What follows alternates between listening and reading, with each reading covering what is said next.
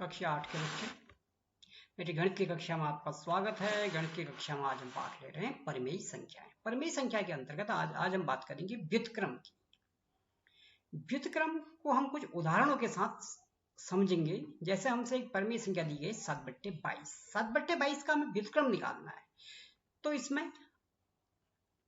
अंश और हर को हम परस्पर बदल देते हैं। यानी 7/22 को यदि हम 22/7 कह दें तो यह 7/22 का व्युत्क्रम होगा। आप देख सकते हैं कि अंश हर की जगह चलेगी और हर अंश की जगह चलेगी। अब ये व्युत्क्रम की विशेषता क्या होती है? किसी भी संख्या को यदि हम उसके व्युत्क्रम से गुणा करें, जैसे 7/22 का व्युत्क्रम 22/7 है, दोनों को परस्पर यदि हम गुणा करें तो अंश अंश से गुणा होता है और हर हर से, तो 7 × 22/22 × 7। अब 7 × 22 और 22 × 7 एक से परिणाम आएंगे, दो समान संख्याओं का भाग देंगे तो एक आएगा। यानी हम कह सकते हैं किसी परिमेय संख्या को उसके व्युत्क्रम से गुणा करें तो एक प्राप्त होता है।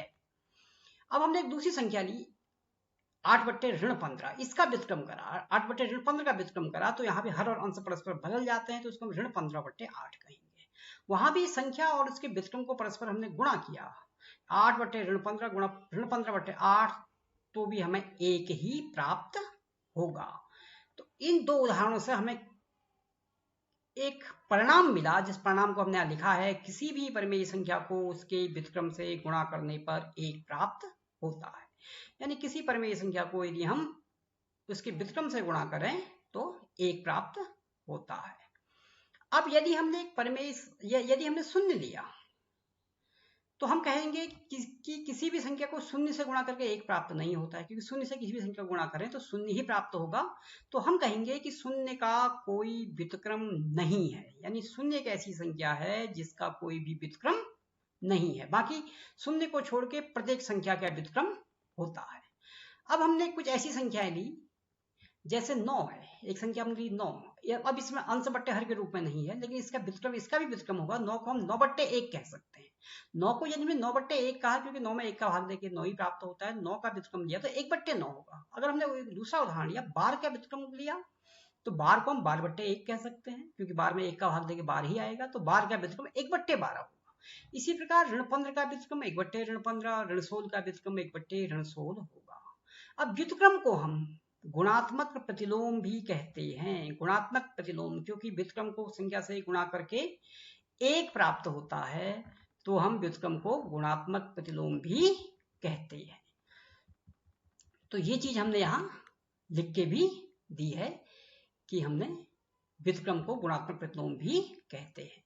अब कुछ काम आपके स्वयं करना है। निम्न संख्याओं का व्युत्क्रम या गुणात्मक प्रतिलोम, दोनों एक ही शब्द, जो कि दोनों एक ही चीज है, व्युत्क्रम कहें गुणात्मक प्रतिलोम कहें, वो आपको ज्ञात करना है। जैसे ऋण 19 का व्युत्क्रम ज्ञात करोगे, जैसे और प्रश्न हमने अभी हल करके दिखाए थे। 17 का ज्ञात करोगे, 5/17 को ज्ञात करोगे, और 19/37 का गुणात्मक प्रतिलोम या व्युत्क्रम ज्ञात आपको करना है। उसके बाद हम इसी पाठ को आगे बढ़ाते हैं।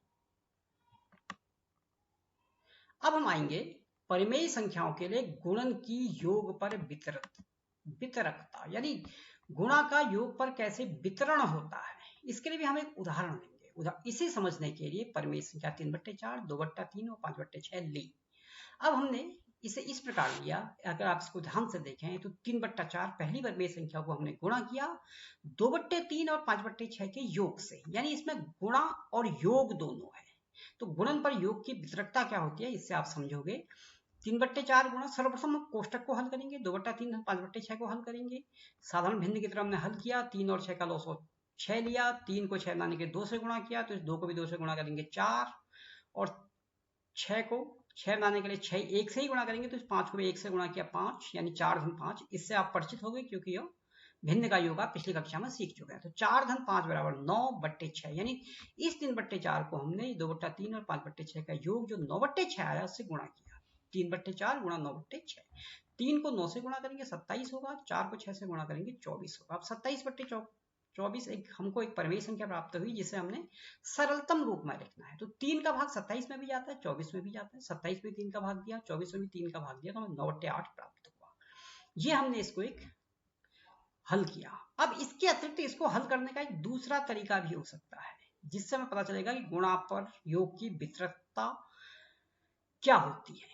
अब इसको हम ध्यान से देखें। जैसे यहाँ हमने 3/4 गुणा 2/3 लिया है, तो एक बार हम 3/4 को 2/3 से गुणा करते हैं। 3/4 गुणा 2/3 तो कितना आएगा? 3 दूनी 6, 4 तियां 12। और उसको सरलतम रूप में रखेंगे। 6 का भाग 6 और 12 दोनों में जाता है, दोनों में भाग दिया। 6 का भाग में भी 6 का भाग दिया, 12 में भी 6 का भाग दिया, तो हमें 1/2 प्राप्त होगा। अब हम दूसरे तरीके से इसको लिखेंगे। अब हम अगर ऊपर यहां देखें तो 3/4 गुणा 2/3 धन 5/6। हम 3/4 को 2/3 से गुणा कर चुके हैं। अब हम इस 3/4 को 5/6 से भी गुणा करेंगे। तो 3/4 को 5/6 से गुणा किया, 3 पंजे 15 होगा और 4 छक्का 24 होगा, तो 15/24। अब 15/24 भिन्न को भी हमने सरलतम रूप में लिया, तो 15 में भी 3 का भाग दिया और 24 में भी 3 का भाग दिया, तो हमें 5/8 प्राप्त हुआ। अब हमने देखा 3/4 को हमने 2/3 से गुणा कर लिया और 3/4 को हमने 5/6 से गुणा किया, बीच में धन का चिन्ह यानी योग भी है। तो अगर हम इन दो को 3/4 और 2/3 को गुणा करके और 3/4 को 5/6 से गुणा करके जो भी परिणाम आए उनको परस्पर जोड़े, तो हमें क्या प्राप्त होगा?